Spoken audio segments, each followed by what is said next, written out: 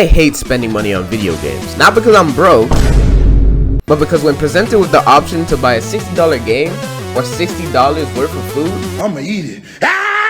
As the ultimate min-maxer, I'm gonna make sure I pay the least amount for the most amount of value possible.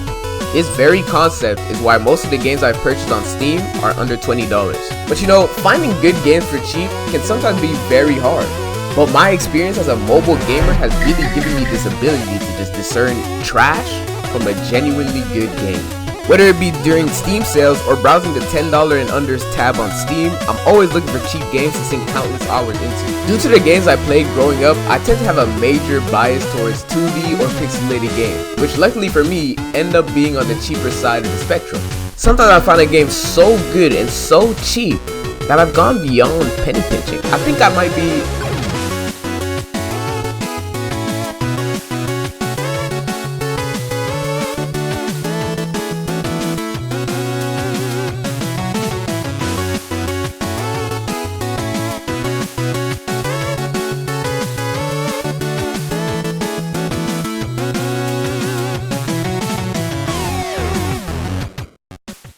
Hey guys, EnderHerve here. On today's episode of Pixel Pinching, we're going to be talking about They Can Fart, a game about little aliens that can fart. No, like seriously, they can fart. Goofy name aside, They Can Fart is an action multiplayer PvP game where your objective is to find and plant 3 seeds into your home planet. This early access game was made by a small development team and is available on Steam for $2.99.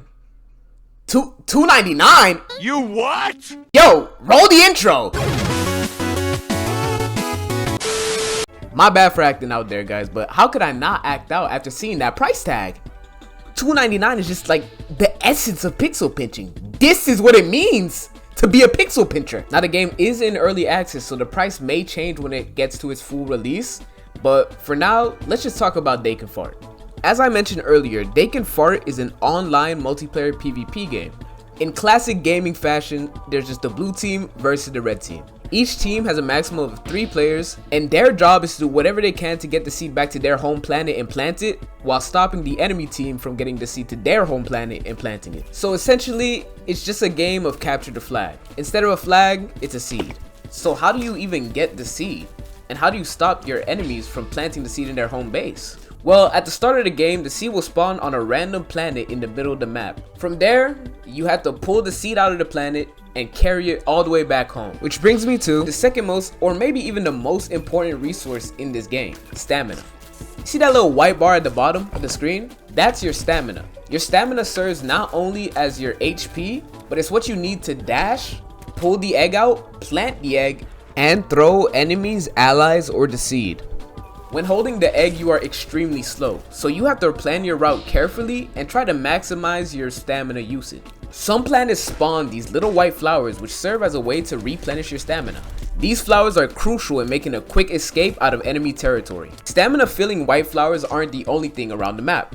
There are also 2 types of shots that you can use to try to down your opponents. One of them is a star, which travels around the planet's surface in a circle. The other one is, I think, a meteor, a comet, I don't even know, but it's just a pink shot that goes through the planet, exiting where you're facing. You can only shoot while standing on a planet. Landing a shot can take off a considerable amount of stamina from your opponent, which might make them unable to dash or outright just knock them out. The first team to plant 3 seeds wins the match. So with the right combination of dashing, shooting, and maybe farting, you and your team may be able to secure the dub. But you're not getting anywhere in this game if you can't master my favorite part about it, the movement. And when I say master, I don't mean you're gonna need to spend like hours training, trying to really get a hold of like the movement, trying to see, oh, how do I get from this point to this point in the fastest way? Obviously, if you want to play this game like super well, you could do that. But at the end of the day, it's a really casual, fun game, and it didn't really take too long for me to really just start understanding how to move in this game. I do recommend a controller though, because on keyboard it was way harder to move around than it is on controller. With the right inputs, you can use the gravity to your advantage to kind of swing yourself forward and gain crazy air. This is super important because you need to be able to move around the map quickly in order to A, catch up to the person holding the seed to either, if they're on your team, help them, or if they're on the enemy team, down them and try to take the seed back.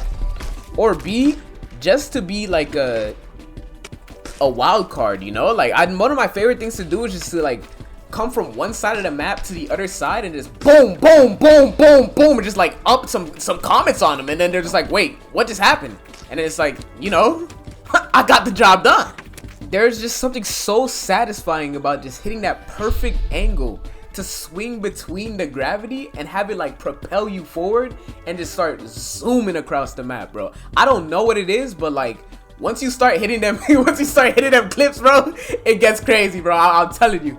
There are also built-in shortcuts on the map, which are usually guarded by this red goo that deals damage to you. So you have to really be good at moving through the map to get through them. Knowing your way around the map is also super important because there is no mini-map in this game. Only a little indicator that shows you whoever has the seed and points you towards them. This game is super easy to get into, but I can see the potential for like some crazy movement tech being developed as people start to play this game. Which kind of gets into my one negative thing that I had to say about the game, which isn't really a negative thing, more just a setback that the game has. There are not many players that play this game. Since this game is new and it's made by a small indie dev team, I don't think they really have like the promotion needed for them to really like help this game take off. But me and my friends, I'm telling you, I told my friends about this game when I was looking for a game to play. We all got on, we played it for 2 hours straight, and I didn't even feel like it was 2 hours. I literally had to stop myself from continuing playing because I knew I had stuff to do and that we had played for far too long. Somehow these 8-minute matches end up being the most action-packed tug of war of which team is going to be able to take the egg back to the spawn. As we all started improving little by little at the game, it got even more fun to just be able to be like, oh, we gotta do this strat, oh, we gotta recover this guy, oh, we gotta go through this shortcut, hey, guard me, guard me, guard me. Like, it was just such a simple game, had me trapped and locked in for 2 hours, and I didn't even know. The fact that there aren't as many players on the game to like warrant me just hopping on and play the game just without my friends isn't really a con to per se about the game, but it's just like an unfortunate limiter for the fun that you could have on this game. Like, everything else about the game is perfect. It's super simple but has room for like crazy movement tech, super easy to get into, premium pixel pinch price, $2.99. If we really sit down and think about it, the max lobby is 6 players. If you can grab you and 5 other friends, to buy everyone the game would cost you $18, which is still under $20. And I promise you, bro, it's worth it, man. It may take like 3 to 5 games to get used to, but once you get used to it and start improving on like the small things, on like dodging the stars, dodging the comets, or actually like landing the shots, or dodging the dashes, dashing through planets, getting the extra boost when you dash through a planet and jump, like, it just has so much room to grow, and we really do have the power to make it grow. So that's why I wanted to start this series off with this game, because I really want to see this game go like, I really just want to be able to hop on and just play with people, you know? Even without a solid player base, it still was extremely fun to just hop on this game with my friends and just play for a couple of hours, really. Just a casual little game of capture the flag with the boys. And that's what I live for, man. Like, there's one thing to be a cheap game, but a cheap game that you can play with the boys is just a different type of game. The devs are doing a thing from now until, I think, June 15th, that every Thursday at about 3 p.m. EST, they will hop on the game and you get to play against them. If you win, you get put into the game's credits, and also you get a key for the game. So if you want to hop on this game, if everything goes well, allow me to break the fourth wall a little bit here. This video should drop on a Wednesday. So tomorrow, I'll be there fighting the devs. My friends will be there fighting the devs. We gon' turn up, okay? Like, we really gonna play this. So if you do cop it and enjoy it, you can join the game's Discord and even just ping me directly and be like, yo, hop on real quick. And if I can, I might. And you know, once again, I'll watch you, but we can have some, we can have some fun times together, you know? So yeah, as far as pixel pinching goes, this might be a generational classic. We'll see how things pan out, but I'm definitely still gonna be playing it with my friends if they ever want to just hop on something just to chill. I'll be like, yo, let's hop on They Can Fart, you know? I may get some weird looks for the game title, but deep down inside, they know it's fire. So, hey, I'm proudly hopping on They Can Fart.